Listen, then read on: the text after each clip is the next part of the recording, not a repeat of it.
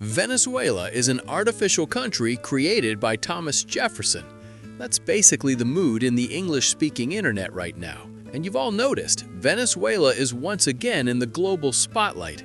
So what kind of country is it? Why do people call it the Pearl of South America? How did what was once one of the richest regions end up living such a rough, everyday life? How did Venezuela end up providing humanitarian aid to the United States?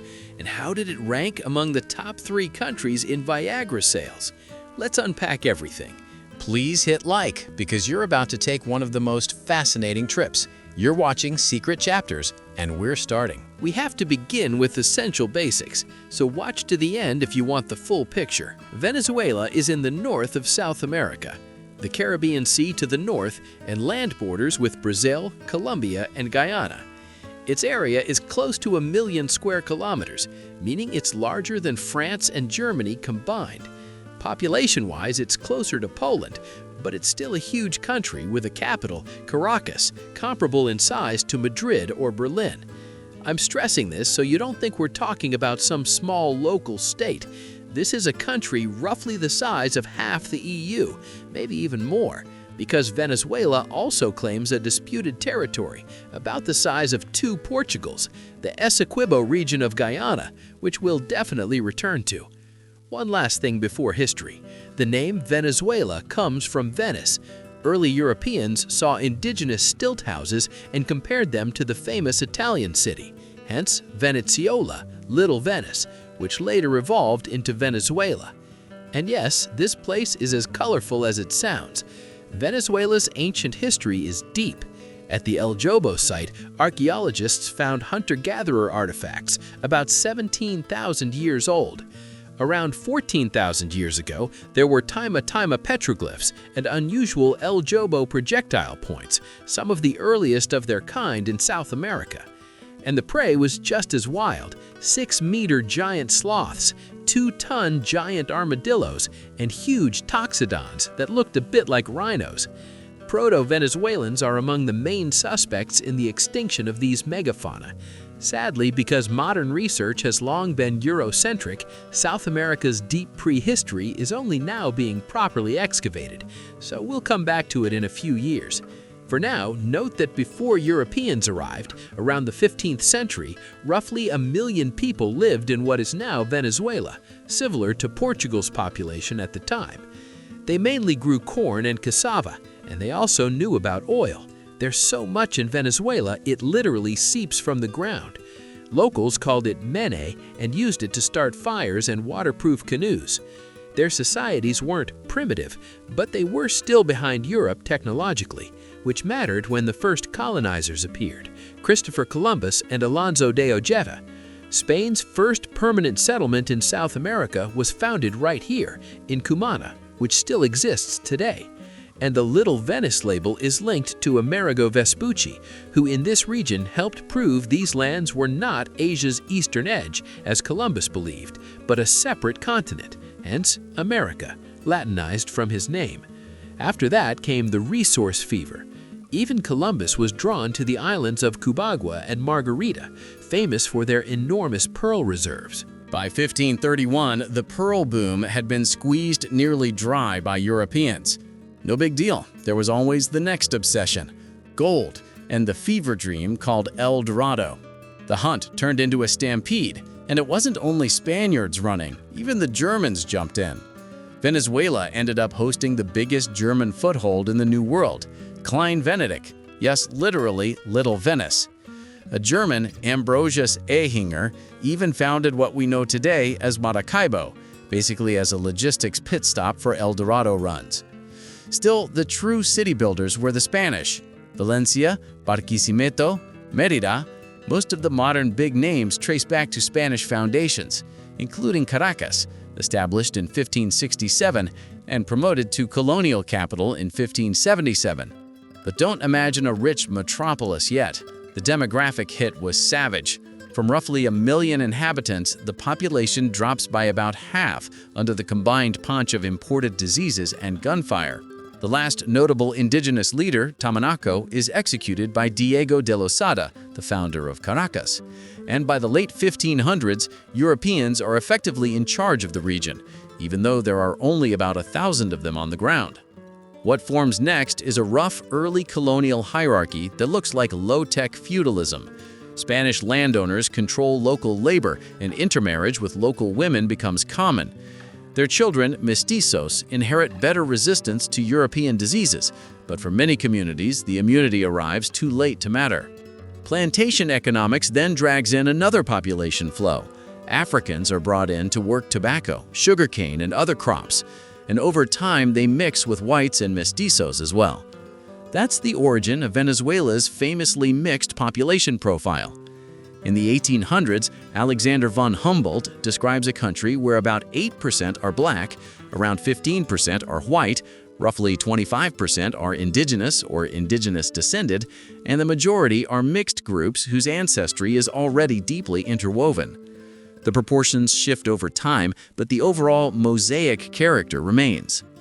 Administratively, Spain folds Venezuela into the Viceroyalty of New Granada in 1717, and by 1777 upgrades it to a captaincy general, almost a standalone colonial unit, still largely agricultural and coastal in its economic life. Economically, cocoa becomes the star export, turning Venezuela into a key connector between South America and Europe. Caracas benefits the most, developing into a city with unmistakably European features, down to having a university founded in 1721. One of its most famous intellectual outputs is Andrés Bello, later a central figure in Latin American philology. As Spain weakens through the 18th century, the colony, now richer, educated, and tightly linked to Europe, starts thinking bigger. Revolutionary shockwaves help. In 1797, you get the first independence uprising, and the weird twist is who backs it hardest: Russia. Francisco de Miranda, often framed as the early architect of Spanish-American independence, receives serious funding from Catherine II in 1787. Russia even toys with the idea of sending military help, but wars with Turkey and Sweden shut that door. Miranda tries Britain, then France, where he actually reaches brigadier general and even commands operations like the capture of Antwerp. Yet stable support still slips away, pushing him to the United States. Between 1804 and 1808, he launches multiple maritime expeditions, some basically pirate-style ventures aiming to seize Venezuela. Then the Napoleonic Wars scramble everything. France and Britain clash, Spain flips alliances, reliable backing becomes impossible, and when the Independence War ignites in 1810, it turns into a long, bloody, chaotic fight, with Venezuelan territory constantly changing hands between competing forces and agendas. For the next 13 years, Venezuela got just 5 months of actual peace. And yet, under Simón Bolívar, the independence story still moves forward. First comes Gran Colombia, the big dream of a united South America strong enough to resist Europe. The dream dies fast. Too many royalists, too many internal rivalries, too little unity. Gran Colombia breaks apart, and on May 6, 1830, Venezuela goes its own way with José Antonio Páez as the first president. What follows is the chaotic starter pack of a new republic, civil wars on repeat. Páez steps down, then returns, then repeats the cycle because he's basically the only leader people trust enough to keep the country from snapping in half. Economically, it's still cocoa and back-breaking labor. Politically, it's poverty, instability, and rebels constantly exploiting the mess. Real stability only begins creeping in at the start of the 20th century, right when the jackpot shows up. In 1914, oil is discovered near Lake Maracaibo, and Venezuela's entire future gets rewritten. A couple decades later, the numbers look unreal. GDP per capita climbs to 4th in the world. Caracas transforms into a modern, almost sci-fi megacity. The key partner is the United States, which helps develop the oil fields while also making serious money from its share. Historians often label 1952 to 1958 the country's golden age. Yes, under a dictator, Marcos Pérez Jiménez. Here's the uncomfortable twist. Even people who hate him admit the results weren't a disaster. His biggest target was the tax situation. Foreign corporations, especially American ones, were barely paying. He clamps down, pulls in revenue, and pours it into infrastructure that Venezuela still uses today. The Venezuela brand grows so strong that 200,000 Europeans moved there during his rule, chasing opportunity. In about 5 years, engineers built highways, steel complexes, hydro plants, and so much social housing that it beats what was built in the previous 130 years combined. By 1957, Venezuela is even labeled the only country in the Western Hemisphere with zero unemployment. Wages, pensions, and support for mothers and disabled citizens become the highest in Latin America, sometimes higher than parts of Europe. But prosperity doesn't cancel repression. Jimenez hunts the opposition, and after another political blow-up, he falls. Then comes roughly 40 years of democratic stability. Less flashy wealth than the oil boom dictatorship era, but calmer, steadier, and slowly improving. Except the free market time bomb keeps ticking. Inequality grows. Oil breeds giant corporations, and the public starts demanding another revolution. It arrives in 1998 with Hugo Chavez, a former officer who wins elections promising a new Bolivarian reset. Oil money gets nationalized and pushed into social programs. Business super profits get squeezed, and for a while the system even produces bizarre headlines like Venezuela sending heating fuel and energy support to poor Americans in 2005 to 2009.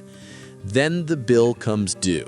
Cash distribution spirals into hyperinflation, and by Chavez's death in 2013, it hits 1.3 million%. After that, Nicolás Maduro takes over, sanctions tighten, and the U.S. pushes to reclaim investments that were once nationalized. How this story ends is still unwritten. Like, subscribe, and drop your next topic ideas in the comments. New video soon. See ya!